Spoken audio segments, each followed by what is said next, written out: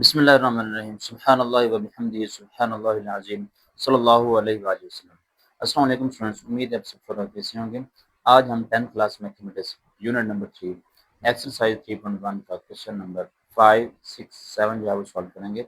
इससे पहले हम पिछली वीडियो में क्वेश्चन नंबर 1, 2, 3, 4 जो है वो डिस्कस कर चुके हैं। उसका लिंक मैं आपको डिस्क्रिप्शन में दे दूँगा, आप वहाँ से जाके देख सकते हैं। बिस्मिल्लाहिर्रहमानिर्रहीम। क्वेश्चन नंबर 5 हमारे पास है। दो मैट्रिसेस हमें गिवन है जो कि एक आपस में इक्वल है।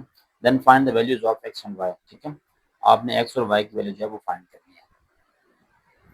हाँ जी, question number 5, if 2x plus 1 4 7 5 is equal to 9 4 7 1, then find the values of x and y. ठीक है, अब यहाँ पे दो मैट्रिक्स आपस में इक्वल हैं।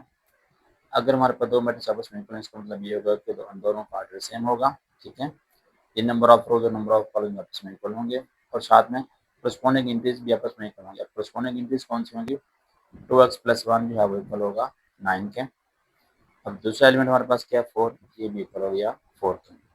अब यहाँ से 7, अब ये हमारे पास कोरस्पोंडिंग किसकी है? 7 कोरस्पोंडिंग है, ये भी आपस में इक्वल है। अब ये 5 जो है वो किससे कोरस्पोंडिंग है? y के। ठीक है, तो 5 जो है वो किससे इक्वल आ जाएगा? y के। ठीक है, अब यहाँ से देखें, सोल्यूशन के बाद हमने दोबारा राइट कर दिया क्वेश्चन को। Since matrices are equal therefore their corresponding elements are equal.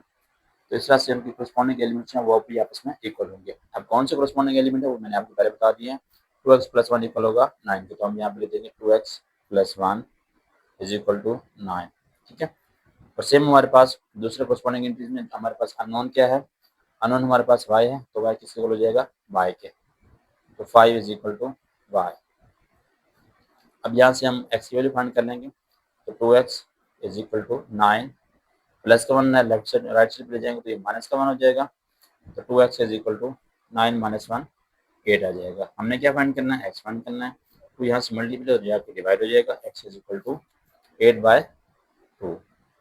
तो 2 1 2, 2 4 8, तो x इज हमारे पास आ जाएगा 4 के इक्वल। ठीक है, अब सेम हमारे पास यहाँ से हमने पहले ही 5 इज इक्वल टू y उसको हम लिख सकते हैं y इज इक्वल टू 5। हमने यही दो वैल्यूज x और y की फाइंड करनी थी। x के लिए हमारे पास किसी को आ गई थी 4 के, और y के लिए हमारे पास किसको आई 5 के। ठीक है, सेम हमारे पास क्वेश्चन नंबर जो है वो 6 होगा और सेम हमारे पास क्वेश्चन नंबर जो है वो 7 होगा। बिस्मिल्लाहिर्रहमानिर्रहीम। क्वेश्चन नंबर 6 हमारे पास सेम हमारे पास दो मैट्रिक्स आपस में इक्वल हैं। Then find the values of a, b, c and d। अब यहाँ पे हमारे पास जो वेरिएबल है वो हमारे पास 4 हैं। a, b, c और d की वैल्यू हमने फाइंड करनी है, जबकि हमारे पास दो मैट्रिक्स आपस में इक्वल है। इसका मतलब ये होगा कि उनके कोरस्पोंडिंग एलिमेंट्स आपस में इक्वल होंगे। क्वेश्चन नंबर 6 है a प्लस बी।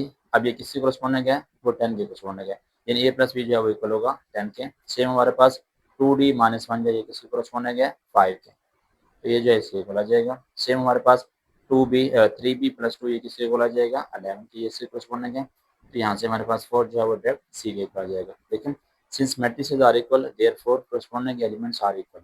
अब कोरस्पोंडिंग एलिमेंट्स कौन से होते हैं वो मैंने आपको बता दिया है। First element a plus b equal है 10 के, ये आपस में कोरस्पोंडिंग है। 2d माइनस 1 जो है ये किसकी कोरस्पोंडिंग है? 5 की कोरस्पोंडिंग है। 3b प्लस 2 जो है वो किसकी कोरस्पोंडिंग है? 11 के। 4 जो है किसकी कोरस्पोंडिंग है? 7 के। लेकिन जरा यहाँ पे a plus b is equal to 10, यहाँ से हमने एक इक्वेशन बना दी। देखिए a प्लस बी किससे इक्वल था? कोरस्पोंडिंग 10 के इक्वल। ठीक है, और सेम हमारे पास 2d माइनस 1 जो है ये किससे कोरस्पोंडिंग है? 5 के, और यहाँ से हमने जो है दूसरी इक्वेशन बना दी।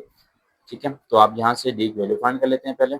2d is equal to 5 minus 1 है, राइट साइड पे जाएगा तो ये प्लस का 1 हो जाएगा।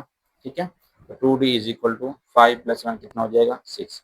हमने क्या फाइंड करना है? d फाइंड करना है, तो यहाँ से मल्टीप्लाई हो रहा है, राइट साइड पे जाकर डिवाइड हो जाएगा 6/2।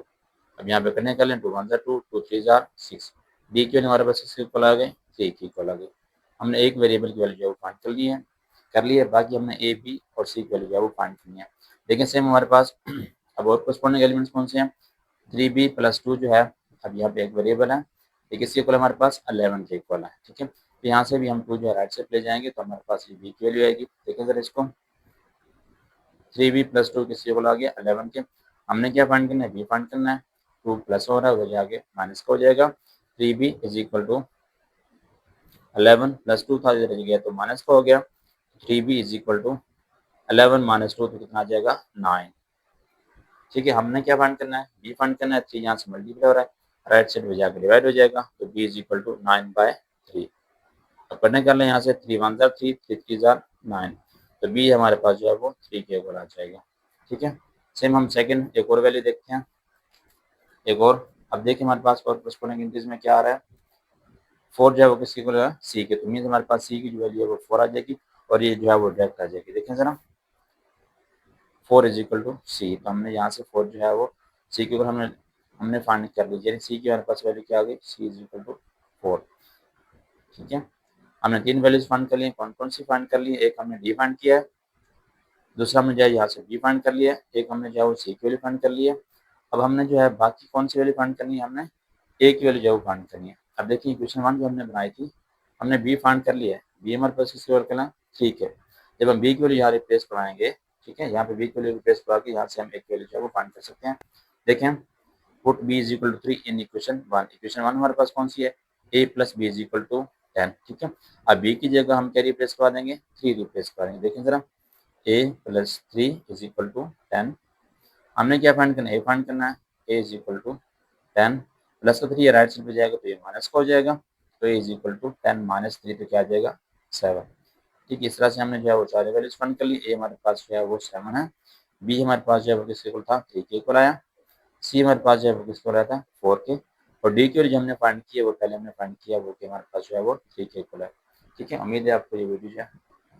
लास्ट क्वेश्चन है question number 7, if p plus q 5 11 p minus 2 q is equal to 6 5 11 0, then find the values of p and q। यहाँ पे आपके पास दो अननोन है p और q, आपने इन दो की वैल्यू जो है वो फाइंड करनी है। ठीक है, अब यहाँ पे आपके पास दो मैट्रिक्स आपस में इक्वल है, तो इनके कोरेस्पोंडिंग इंटीजर्स हैं वो भी आपस में क्या होंगे, इक्वल होंगे।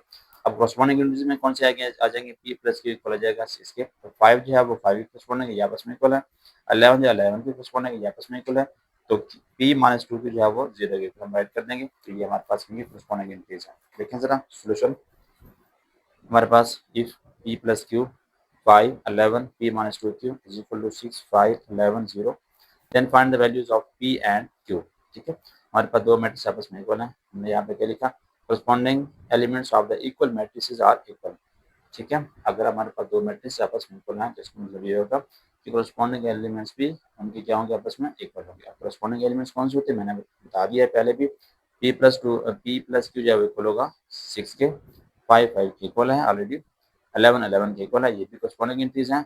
अब p माइनस 2 q जो है किसको आएगा 0 पे। ठीक है, यहाँ पे देखें इक्वेशन 1 हमने कैसे बनाई, p प्लस q किसकी इक्वल है 6 के, ये हमारे पास इक्वेशन 1। अब एक और अननोन हमारे पास कौन सा है, p minus 2q, p minus 2q, अब 5 तो 5 इक्वल ऑलरेडी है, p माइनस 2q किसकी इक्वल आ जाएगा 0 के आएगा, यहाँ पे p minus 2q is equal to 0। अब देखें हमारे पास दो लीनियर इक्वेशन हैं, ये भी हमारे पास लीनियर इक्वेशन है, ये भी हमारे पास क्या है लीनियर इक्वेशन है। जब आपके पास दो लीनियर इक्वेशन गिवन हो, आप उनको सॉल्व करना चाहें, तो लीनियर इक्वेशन को सॉल्व करने के डिफरेंट मेथड है। ठीक है, एक हमारे पास होती है सब्स्टिट्यूशन मेथड, कौन सा मेथड, सब्स्टिट्यूशन मेथड।